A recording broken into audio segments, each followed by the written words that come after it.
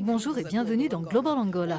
Aujourd'hui, nous rendons visite à deux des plus grandes compagnies pétrolières internationales, à une entreprise privée angolaise de ce même secteur et à l'Agence nationale du pétrole, du gaz et des biocarburants pour comprendre comment l'Angola continue de s'imposer en tant que référence mondiale sur les marchés de l'énergie. Membre de l'OPEP et deuxième producteur de pétrole de l'Afrique subsaharienne, l'Angola est l'un des pays les plus stables et sûrs pour les investissements dans l'énergie. Cette plateforme pétrolière au large de la côte angolaise fait partie de celles détenues par le groupe français Total Energy, la première compagnie pétrolière et gazière en Angola.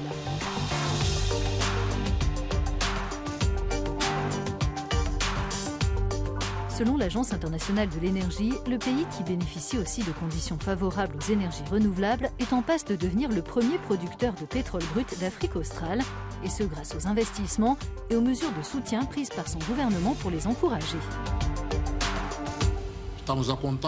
Nous comptons sur la production de bases existantes, le développement de champs marginaux et l'exploration de zones de développement. Paulino Geronimo est président du Conseil de l'Agence nationale du pétrole, du gaz et des biocarburants. Bien sûr, si nous atteignons nos ambitions, nous prévoyons d'augmenter la production au-delà de 1 100 000 barils de pétrole par jour. L'approche politique plus souple adoptée ces dernières années en matière de fiscalité et de réglementation a porté ses fruits. On a beaucoup investi, on a aujourd'hui une position de leader en Angola, on représente 45% de la production nationale du pays. Le groupe est présent en Angola depuis près de 7 décennies. Ça fait partie de nos plus grosses filiales puisqu'on a effectivement 6 installations, 6 plateformes pétrolières, 6 gros bateaux qui produisent par des profondeurs d'eau entre 1500 et 2000 mètres d'eau. ExxonMobil est un autre acteur majeur dans le pays où il opère depuis plus d'un quart de siècle. Nous avons la plus grande plateforme en eau profonde du groupe. C'est très important d'avoir de la stabilité au niveau fiscal, juridique et réglementaire. Et l'Angola nous a montré qu'il pouvait l'offrir depuis que nous sommes ici.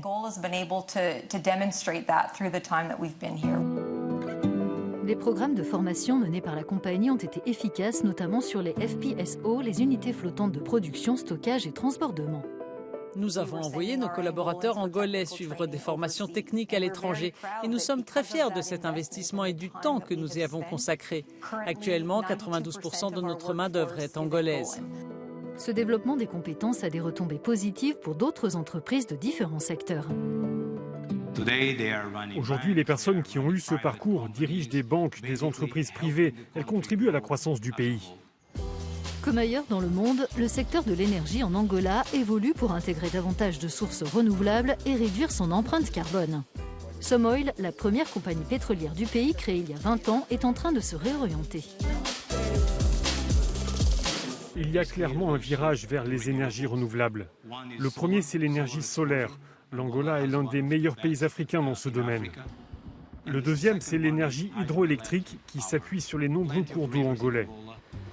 Total Energy investit aussi dans le champ des renouvelables à travers le pays. Ici en Angola, je vois notamment un potentiel très fort pour le solaire. On a en ce moment un projet dans la ville de Lubango, dans la province de Huila, dans le sud de l'Angola, où on aimerait décider prochainement d'une centrale solaire de 35 MW. Le directeur général indique que son groupe s'efforce aussi d'éliminer le torchage du gaz et de passer aux énergies renouvelables dans ses opérations. On est engagé, nous ici en Angola, sur nos installations, à réduire ce torchage. C'est une évolution que le gouvernement angolais encourage également. Notre objectif, c'est d'atteindre zéro émission dans un délai très court. Tous ces efforts visent à créer une industrie énergétique nationale qui soit tournée vers l'avenir. Notre ensoleillement est extraordinaire. L'énergie hydroélectrique représente une autre opportunité. Donc, notre situation géographique est aussi un atout. L'Angola a tous les ingrédients pour devenir une superpuissance énergétique en Afrique.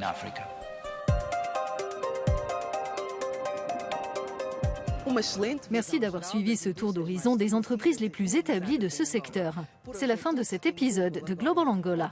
Vous pouvez revoir ce reportage sur notre page spéciale Angola sur euronews.com.